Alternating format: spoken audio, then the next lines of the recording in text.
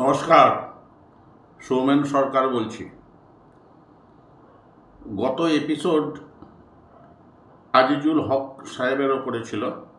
তিনি প্রয়াত হয়েছেন এবং তার যে স্মৃতিচারণা নিয়ে অনেক জায়গাতেই অনেক কিছু বেরিয়েছে এবং সেটা নিয়ে আমিও একটা প্রোগ্রাম করেছিলাম, কিছু মতামত ছিল।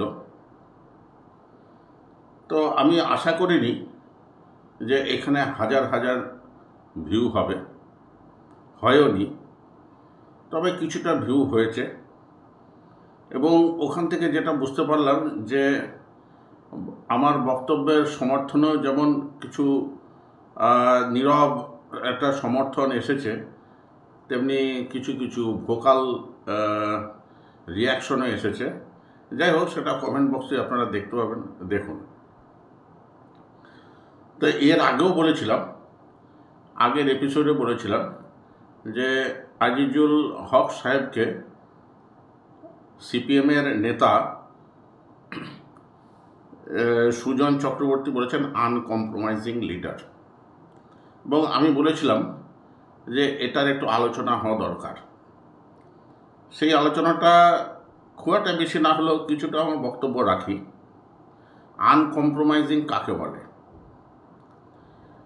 আপনি একটা অল্প সময় ধরে কোনো একটা ব্যাপারে কনসিস্টেন্ট থেকেছেন, সেটাকে কি আপনি সেই পিরিয়ডের রেসপেক্টে আনকম্প্রোমাইজিং বলা যেতে পারে।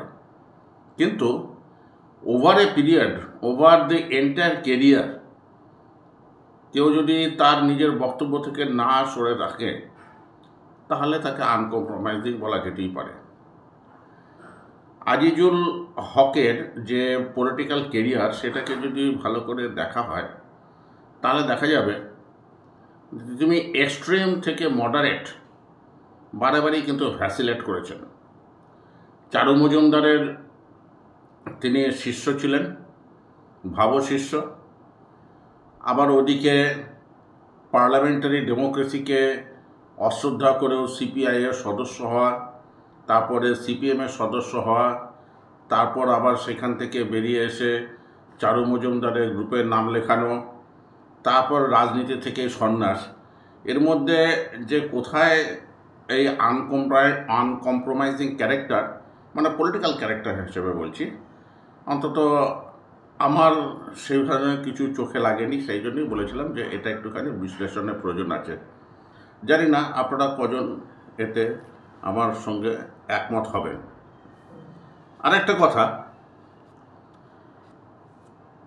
এই আজিজুল হককে কিন্তু তার যে স্মৃতিচারণা হয়েছে, তাতে অনেকেই বলেছেন, কমেন্টে বলেছেন, বক্তব্যে বলেছেন, মাইকের সামনে বলেছেন, মাইকের থেকে দূরেও বলেছেন, হি ওয়াজ অ্যান এপিটমি অফ স্যাক্রিফাইসেস। অর্থাৎ কিনা যে স্বার্থত্যাগ বা আত্মত্যাগের ক্ষেত্রে তিনি একটা তুলনাহীন চরিত্র। তো এই ব্যাপারটা, এটাও আমার কাছে কিছুটা মানে কি বলবো, যে মনে হচ্ছে যে এটা একটু স্ক্রুটিনি থাকা দরকার। একটা কথা আমি জানি যে তিনি জমিদার ফ্যামিলির ছেলে, মানে অল্প বয়সের কথা বলছি। তো তিনি তার যে ভাগের যে অংশ, সেটা তিনি ছেড়ে দিয়েছেন বা দান করেছেন, বা তার অর্থমূল্য বা তার যাই হোক, তিনি সেই জমিদারির সঙ্গে সম্পর্কটা রাখেননি। এটা একদিক থেকে নিশ্চয়ই অত্যন্ত মানে বড় ব্যাপার। আবার আরেক দিক থেকে একটা ব্যাপার, যে একটা কথাই বলে লোকে যে চ্যারিটি বিগিনস অ্যাট হোম। অর্থাৎ কিনা যে জমিদারির প্রথার বিরুদ্ধে তার এত বক্তব্য, সেটা তো তার নিজের অঞ্চল থেকে আগে শুরু হবে। যদিও এখনো পর্যন্ত সেই ধরনের কোনো রেকর্ড আমি দেখিনি, যে রেকর্ডে দেখা যাচ্ছে তিনি তার গ্রাম থেকে এই ব্যাপারটা শুরু করেছেন। আরেকটা ব্যাপার হচ্ছে যে যদি আত্মত্যাগ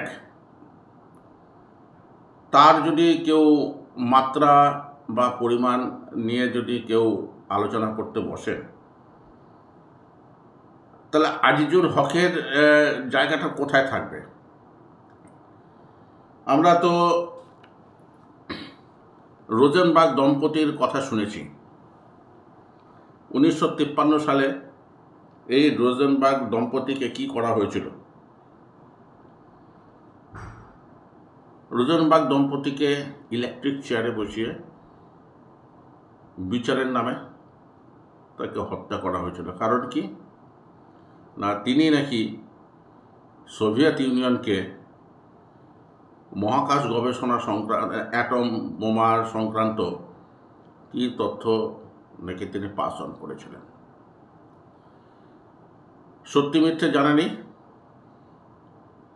তা তখন কোল্ড ওয়ার পিরিয়ড শুরু হয়ে গেছে। স্ট্যালিন তখন পাওয়ারে নেই বা সদ্যমৃত হয়েছেন। তা এটা হচ্ছে সোভিয়েত ইউনিয়নকে একটা শিক্ষা দেওয়ার জন্যে একজন আমেরিকান কাপল যারা কমিউনিস্ট পার্টির সদস্য, ইউএসসিপি, ইউনাইটেড স্টেটস কমিউনিস্ট পার্টির সদস্য, তাকে কিন্তু 15 মিনিটের ব্যবধানে মেরে ফেলা হলো। এটা একটা আত্মত্যাগ। স্বাধীনতা সংগ্রামে আসুন, বিনয় বাদল, দীনেশ, ক্ষুদিরাম বসু, মাতঙ্গিনী হাজরা, ভগৎ সিং, এদের আত্মত্যাগ এর কাহিনী আমাদের মুখে মুখে ফেরে। আমরা এদেরকে প্রাতঃস্মরণীয় ব্যক্তি হিসেবে সবসময় গ্রহণ করে থাকি। তা তাদের কথা যদি ভাবা হয়, তাহলে এই ধরনের যারা রাজনীতি করেছেন তাদের আত্মত্যাগ নিয়ে আমার মনে হয় বেশি আলোচনায় না যাওয়াটাই উচিত। এটা অবশ্যই ঠিক যে তিনি পুলিশি অত্যাচারের মধ্যে পড়েছিলেন, এবং তবে এটা কিন্তু একমাত্র উদাহরণ নয়। এরকম বহু কমিউনিস্ট বিপ্লবী কিন্তু এই ধরনের আত্মত্যাগ করেছেন। আমরা কজনকে মনে রেখেছি। অতএব আমার মনে হয় এই ব্যাপারটা নিয়েও বেশি কথা বলা উচিত নয়। আর জেলের কথা যদি বলা হয়, তিনি একটি বই লিখেছেন 18 বছর কারাগারে। তো এখনো পর্যন্ত যে যে জিনিসগুলো দেখতে পাচ্ছে তাতে দেখা যাচ্ছে যে দুটো টার্মে 1970 থেকে 77 আর 1982 থেকে 89, এই 14 বছরের জেলের কথা কিন্তু সব জায়গাতেই দেখতে পাচ্ছি। বাকি 4 বছরের হিসাব নিশ্চয়ই পেয়ে যাব। তবে যাই হোক, নেলসন ম্যান্ডেলার কথা যদি ভাবি, বা যদি ধরি আন্দামানের যে সেলুলার জেলে যারা ছিলেন তাদের পাশে রেখে, পাশে এই ধরনের রাজনৈতিক নেতাদের আত্মত্যাগটাকে রেখে তারপর কথা বললে আমার মনে হয় আমাদের যে অ্যাডজেক্টিভ প্রয়োগে একটা প্রিসিশন আসবে। অফকোর্স আজিজুল হক দুঃখ কষ্ট করেছেন বা সহ্য করেছেন, কিন্তু একমাত্র আজিজুল হকই করেছেন। এই ব্যাপারটা যদি আমরা বোঝাতে চাই, একমাত্র বলবো না, আমি বলছি যে আজিজুল হক সেই সামান্য কয়েকজন, তাহলেও মনে হয় বাকি অনামী যে সমস্ত ব্যক্তিরা আত্মত্যাগ করেছেন তাদের স্মৃতির প্রতি অশ্রদ্ধা জ্ঞাপন করা হয়। এইবারে আরেকটা জায়গাতে আসি, যে আজিজুল হক একটা জায়গাতে বলেছেন যে সাধারণ মানুষের মস্তিষ্কের ওপরে কিন্তু চাপ সৃষ্টি করতে হবে, মস্তিষ্কের ওপর আধিপত্য বিস্তার করতে হবে। এই আধিপত্য বিস্তার কি করে সম্ভব? আমি খুব বেশি হলে আমার বক্তব্য বলতে পারি, বা আরও 5 জনকে আমার বক্তব্য বোঝানোর চেষ্টা করতে পারি, গ্রহণ করা বা না করার দায়িত্ব কিন্তু ইন্ডিভিজুয়ালের। আধিপত্য বিস্তার কিন্তু যিনি রিসিভ করছেন মেসেজ তার উপর নির্ভর করে। আর আমি যদি তার ওপরে যদি চাপিয়ে দেই আমার মতবাদ, তাহলে সেটাকে ব্রেন ওয়াশিং বলে। আরেকটা টার্ম আছে ব্রেন স্টর্মিং, অর্থাৎ তার মাথার মধ্যে আরও অনেকগুলো চিন্তা দিয়ে করে, give him so many options, এবং সেখান থেকে তিনি যেটা গ্রহণ করবেন সেটাই হচ্ছে ব্যাপার। তা ব্রেন স্টর্মিং কাদের হয়? একটা ব্যাপার মনে রাখতে হবে, ব্রেন স্টর্মিং ইডিওটিক যে সলিডিটি তার থেকে ভালো জিনিস। অর্থাৎ কিনা তিনি বেশ কিছু অল্টারনেটিভ নিয়ে নাড়াচাড়া করছেন। আর আধিপত্য বিস্তার কয়েক জায়গাতেই দেখলাম যে তিনি বলেছেন যে লেনিন বলেছেন কোথায়, যে তিনি যদি 100টা বলশেভিক পেতেন তাহলে দেশের চেহারাটা অন্যরকম হতো। আবার আরেক জায়গাতে রবীন্দ্রনাথকে উদ্ধৃতি দিয়ে তিনি বলছেন, ইফ আই গট 100 অ্যাথেইস্টস। আমি কোটগুলো যেহেতু আজিজুল হক নিজেই বলেছেন, অতএব সেটাকে 100% বিশ্বাস রেখেই বলছি, যে একটা সার্বিক কালচার যদি গড়ে ওঠে, অটোমেটিক্যালি যে জিনিসটা আমি অ্যাচিভ করার চেষ্টা করছি সেটা হতে পারে। আর তা না হলে যদি একই কথা 100 বার বলে যায়, যেমন গোয়েবলসও বলেছিলেন, টেল এ লাই 100 Times and it becomes truth. আধিপত্য বিস্তার কিন্তু জবরদস্তি করা হয় না, একটা পারসুয়েশনের ব্যাপার আছে। রাজনৈতিক ক্ষেত্রে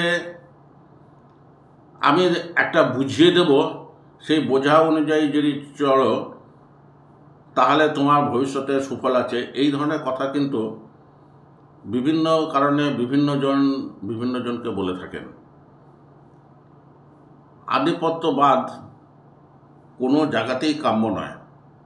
যেমন ধরুন, আমি যদি ধরি যে কোপার্নিকাস এবং গ্যালিলিওর কথা, তারা কি বলেছিলেন? কোপার্নিকাস প্রথমে বলেছিলেন যে সূর্যের বা সৌরমণ্ডলের একটা হেলিওসেন্ট্রিক কনফিগারেশন আছে। অর্থাৎ কি না বোঝাতে চেয়েছিলেন যে পৃথিবী সূর্যের চারদিক দিয়ে ঘোরে। রোমান ক্যাথলিকরা সেটা মানতে চাননি। তারা কিন্তু বোঝাতে চেয়েছিলেন, বা তাদের বক্তব্য, যে সূর্য পৃথিবীর চারদিক দিয়ে ঘোরে। কিন্তু চার্চের এগেনস্টে কথা বলা কোপার্নিকাসকে শাস্তি দেবার তারা সুযোগ পাননি। বদলে কোপার্নিকাস কিন্তু তার যে থিওরি প্রকাশ করার পরই মারা যান 1543 খ্রিস্টাব্দে। তো তখন কে কার উপর চাপ সৃষ্টি করেছিল, কে আধিপত্য বিস্তার করেছিল, ভয়ে না ভক্তিতে? তারপর গ্যালিলিওর কথা ভাবুন, 1564 সালে তার জন্ম, অর্থাৎ কিনা কোপার্নিকাসের থেকে তিনি আরও 21 বছর পরে।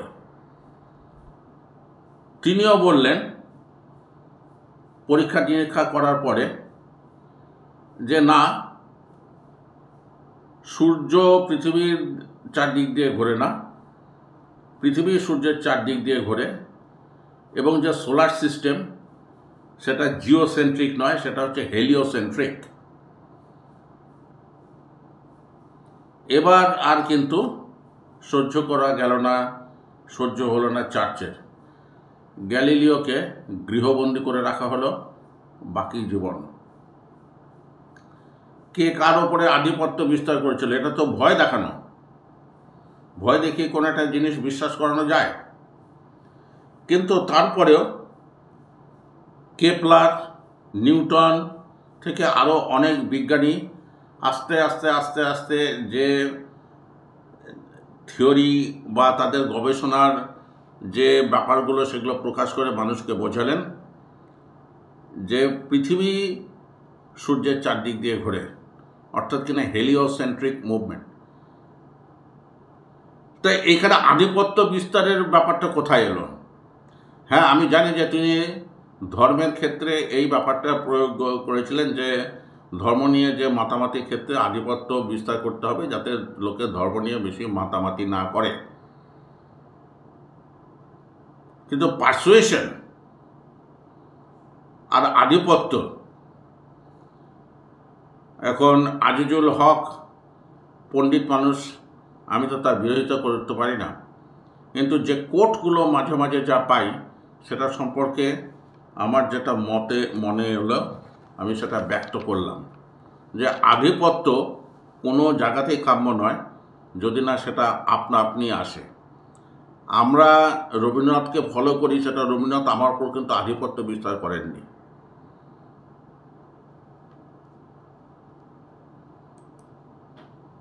এবারে আসা যাক আজিজুল হকের রাজনৈতিক গুরু চারু মজুমদারের কথাতে। কারণ আজিজুল হক নিজে কখনো দাবি করেননি তিনি যে কথাগুলো বলেছেন সেগুলো অরিজিনাল কথা, বেশিরভাগ কথাই কিন্তু নেওয়া চারু মজুমদারের কাছ থেকে। এই চারু মজুমদারই কিন্তু বলেছিলেন চীনের চেয়ারম্যান আমাদের chairman, চায়নাস path is our path. এটা কে বলেছিলেন? চারু মজুমদার, আজিজুল হকের রাজনৈতিক দীক্ষা এবং শিক্ষা গুরু।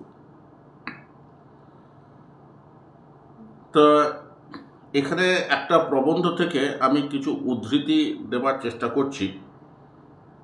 প্রবন্ধটা বেরিয়েছিল 1969 সালের 6ই নভেম্বর দেশব্রতী বলে একটা পত্রিকাতে। উপলক্ষ ছিল CPIML অর্থাৎ মার্কসিস্ট লেনিনিস্ট, তাদের যে উদ্বোধন হচ্ছিল সেই উদ্বোধন উপলক্ষে, প্রতিষ্ঠা উপলক্ষে এই প্রবন্ধটি চারু মজুমদার লেখেন দেশব্রতী পত্রিকাতে। তা কমিউনিস্ট লিটারেচারে যেটা হয়, এত গালভরা বড় বড় শব্দ তার অর্থ উদ্ধার করে নিচে পৌঁছানো খুব কঠিন। আমি লিঙ্কটা শেয়ার করে দেবো ডেসক্রিপশন বক্সে। যারা কৌতূহলী ব্যক্তি বা যারা এখনো পর্যন্ত সেই প্রবন্ধটি দেখেননি তারা সেখান থেকে দেখতে পাবেন। বাংলা থেকে ইংরাজিতে অনুবাদ করা হয়েছে প্রবন্ধটা, যেটা এই লিঙ্কে পাবেন। তো যাই হোক, যেটা আমি যেটুকু যা অল্প বিস্তর যেটুকু যা বুঝেছি, অর্থাৎ ট্রান্সলেশন তো, আর আমারও বলার কিছুটা হয়তো ত্রুটি থাকছে, সেটা হচ্ছে যে চারু মজুমদার মনে করেন যে ভারতের যে স্বাধীনতাত্তর যে পর্যায়টা ছিল বা তার আগে অক্টোবর রিভলিউশনের পরে মহান লেনিন এবং মার্কসের যে চিন্তাধারাগুলো ভারতে পৌঁছেছিল এবং সেই উপলক্ষে কিন্তু ভারতে একটা কমিউনিস্ট পার্টি তৈরি হয়। কিন্তু সেই কমিউনিস্ট পার্টির নেতৃত্বে এমন কিছু মানুষজন চলে আসেন যারা আসলে বুর্জোয়া সিস্টেমের, টার্মটা ইউজ করেছে ইউজারপার, যেটার স্বাভাবিক চলতি অর্থ করলে বোঝা যায় দালাল। অর্থাৎ কিনা বুর্জোয়াদের দালালরাই ভারতে কমিউনিস্ট পার্টি সৃষ্টি করেছেন এবং তার ফলে অক্টোবর রিভলিউশনের যে মহান যে মেসেজ, সেটা ভারতের শ্রমজীবী বা কৃষিজীবীদের মধ্যে তখনও কখনো পৌঁছতে পারেনি। যখনই কোনো আন্দোলন হতে গেছে তারা কিন্তু সেটাকে ঠেকিয়েছেন, যাতে রিয়াল যারা এতে বেনিফিশিয়ারি অর্থাৎ কিনা ব্রিটিশ সাম্রাজ্যবাদী শক্তি বা বুর্জোয়া বা সামন্তবাদের যারা প্রতিভু তাদের যাতে ক্ষতি না হয় কমিউনিস্ট নেতারা সেটা নিশ্চিত করেছেন। তো এই হচ্ছে চারু মজুমদারের ব্যাখ্যা। তারপর তিনি বলছেন যে স্বাধীনতার পরে ভারতের যে সরকার বা ভারতের যে রাজনৈতিক শাসক দল তারা ব্রিটিশ সাম্রাজ্যবাদ, আমেরিকার সাম্রাজ্যবাদ তাদের সেবা করে চলেছে এবং এর সঙ্গে হঠাৎ জুড়ে দিলেন যে সোভিয়েতের যে সোশ্যাল ইম্পিরিয়ালিজম। সোশ্যাল ইম্পিরিয়ালিজম কথাটা কী অর্থ আমি যদিও জানি না, কিন্তু দেখা গেল যে যে দ্বিতীয় মহাযুদ্ধ শেষ হবার পরে ইংল্যান্ডের ওপরে তিনি দোষারোপ করেছেন যে এখানে তারা ভারতকে একটা আধা উপনিবেশে পরিণত রেখে চলে গেছে, যাদের কাজ ছিল তাদেরকে দেখাশোনা করা, এবং পরবর্তীকালে এই আধা উপনিবেশ আমেরিকাকে সেবা দিয়েছে, রাশিয়ার সোশ্যাল ইম্পিরিয়ালিজমকে সেবা দিয়েছে, আর দিয়েছে ব্রিটিশদেরকে। সত্যিকারের যারা শ্রমজীবী তাদের জন্য না কমিউনিস্ট পার্টি না ভারতের যে শাসক দল তাদের কোনো মাথা ব্যথা ছিল। তার বক্তব্য যে চীনে যে ধরনের উদাহরণ সৃষ্টি হয়েছে, যেখানে তার প্রশাসন গরিব মানুষের, যেটাকে বলে ডিক্টেটরশিপ অব দি প্রলেতারিয়েট, সেখানে প্রতিষ্ঠিত হয়েছে। ভূমিহীন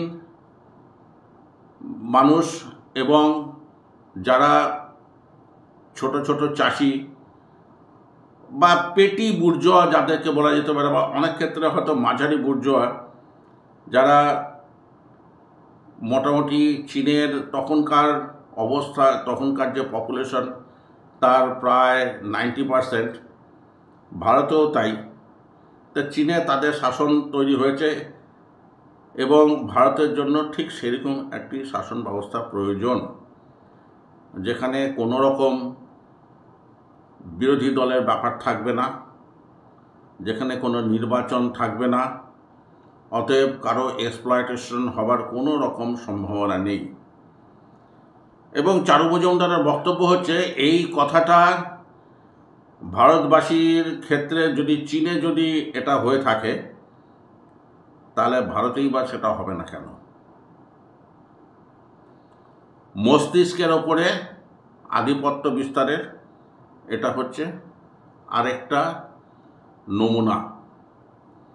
এবং বলাই বাহুল্য, এখনো পর্যন্ত বোঝা যায় না যে চারু মজুমদারের কথাবার্তার সঙ্গে আজিজুল হকের কথাবার্তার কোথায় ফারাক ছিল। অতএব যেটা চারু মজুমদারের বক্তব্য সেটাই আজিজুল হকেরও বক্তব্য।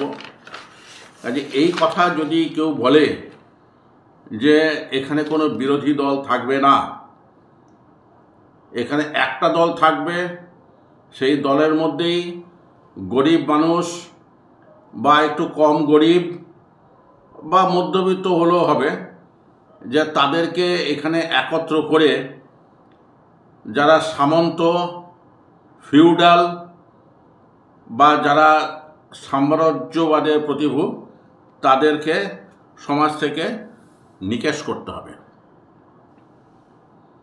This was the prescription. এখন মনে হতেই পারে যে কি ব্যাপার করেছিলেন মাও সেতুং, যেটা ভাবগত আমদানি চারু মজুমদার এবং তার ভাবশিষ্য আজিজুল হক চেয়েছিলেন। ভারতের জন্য এই দুজনের প্রেসক্রিপশন মাও সেতুংয়ের যে শাসন ব্যবস্থা কায়েম করেছিলেন সেখান থেকে তুলে নিয়ে আসা। বহুদলীয় গণতন্ত্র ব্যবস্থা থাকতে পারবে না। জমিদারদেরকে খতম করা হবে এবং সেই জমি ভূমিহীনদের মধ্যে বিলি করতে হবে। শ্রেণী শত্রু বা প্রতি বিপ্লবী, কাউন্টার রিভলিউশনারি, এদেরকে হয় নির্বাসন, নয় খতম, নয় পুনঃশিক্ষিত করতে হবে।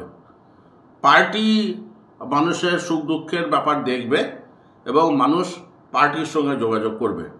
কোনো পার্লামেন্ট থাকার কোনো প্রয়োজন নেই। এরপরেই 1966 সাল থেকে 1976 সাল পর্যন্ত হলো সাংস্কৃতিক বিপ্লব। সেই সাংস্কৃতিক বিপ্লবে কি হলো? শিক্ষককে পাঠানো হলো খনিতে, যারা ব্যুরোক্র্যাট তাদেরকে পাঠানো হলো পাথর কাটতে, যে তারা বুঝুন যে কোথায় মানুষের কি কষ্ট বেদনা। ব্যুরোক্রেসি কথাটা শুনলেই মাও সেতুং বা চারু মজুমদারের বিরক্তি, কোনো ব্যুরোক্রেসি চলবে না।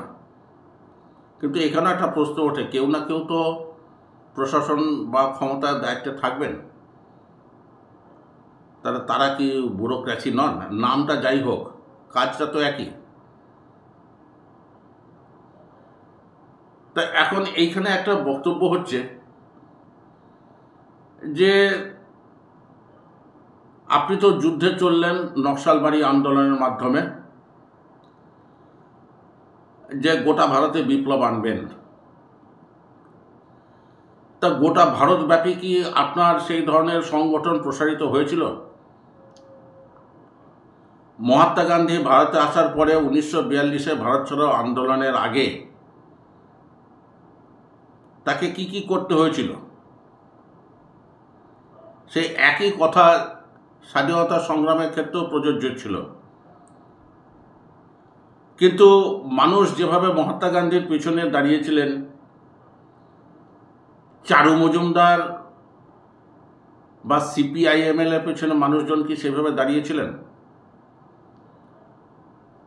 বেশ কিছু মানুষকে তো আপনারা স্বপ্ন দেখালেন, শ্রেণীবিহীন সমাজ,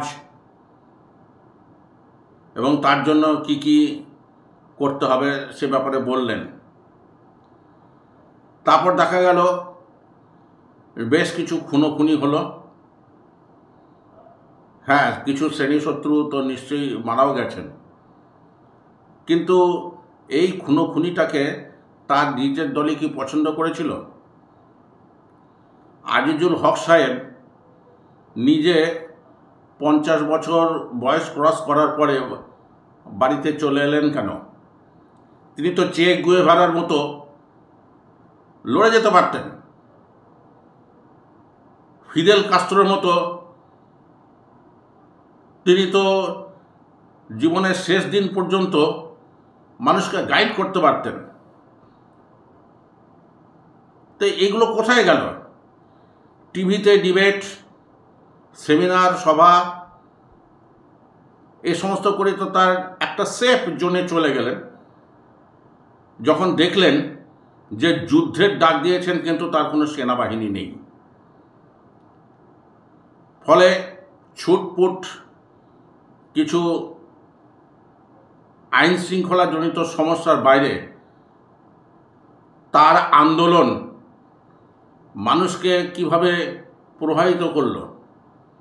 হ্যাঁ, কিছুটা প্রভাবিত করেছে। আপনারা যদি মৃণাল সেনের পদাতিক দেখেন, বুদ্ধদেব দাশগুপ্তর যদি গৃহযুদ্ধ দেখেন, তাহলে আজিজুল হকদের যে গৌরবময় আন্দোলন, তার যে ফলাফল সেটাও দেখতে পাবেন। এখন প্রশ্ন উঠতে পারে, যে জিনিসটা চীনে করা গেল সেই জিনিসটা ভারতে করা গেল না কেন? প্রথম কথা হচ্ছে যে ভারতে কখনো সিভিল ওয়ার হয়নি। স্বাধীনতার প্রাক্কালে ভারতে কিন্তু এক ধরনের একটা সিভিল এবং মিলিটারি অ্যাডমিনিস্ট্রেশন ছিল, এবং দীর্ঘদিন ব্রিটিশদের অধীনে থাকার ফলে পার্লামেন্টারি ডেমোক্রেসির ব্যাপারটা ভারতীয়দের মধ্যে কিন্তু প্রচণ্ডভাবে প্রভাবিত হয়েছিল। হয়রাস চীনে কুওমিন্টাং ভার্সাস কমিউনিস্ট, তার সঙ্গে জাপানিদের যে সাম্রাজ্যবাদীদের সঙ্গে লড়াই, তাই ইন্টারনাল যে পজিশনটা, যে অবস্থাটা ভারতের থেকে চীনের তো একদমই আলাদা। তাছাড়া ভারতে স্বাধীনতার সময়তেও একটা সরকারিভাবে একটা কমিউনিস্ট পার্টি ছিল। তারা মাও সেতুংয়ের পথে যাননি বটে, কিন্তু তারাও কিন্তু বামপন্থী আন্দোলনের সঙ্গে যুক্ত ছিলেন। তাই EMS নাম্যদ্রীপাদ বা জ্যোতি বসুকে ছেড়ে মানুষজন চারু মজুমদারকে সমর্থন জানিয়েছিলেন কি? যদি না জানিয়ে থাকেন, মানুষকে যদি বোঝাতে না পেরে থাকেন, তাহলে কি আধিপত্য বিস্তার, the gun is the source of all পাওয়ার, এইটা করেই কি মানুষের মন জয় করা যায়? আনকম্প্রোমাইজিং ছিলেন। পার্লামেন্টারি ডেমোক্রেসিকে তিনি ঘৃণা করতেন। তা সিপিআইয়ে তিনি যখন যোগদান করেছিলেন, তখন সিপিআই কি পার্লামেন্টারি ডেমোক্রেসিতে পুরো মাত্রায় ছিল না? নাম্যদ্রীপাদ তখন কেরালায় সরকার করেননি। তারপর সেখান থেকে তিনি সিপিএমে এলেন কেন? সিপিএম কি বলেছিল যে তারা পার্লামেন্টারি ডেমোক্রেসিতে বিশ্বাস করে না? আসলে আজিজুল হকের গোটা ব্যাপারটাই ছিল কনফিউশনে ভরা,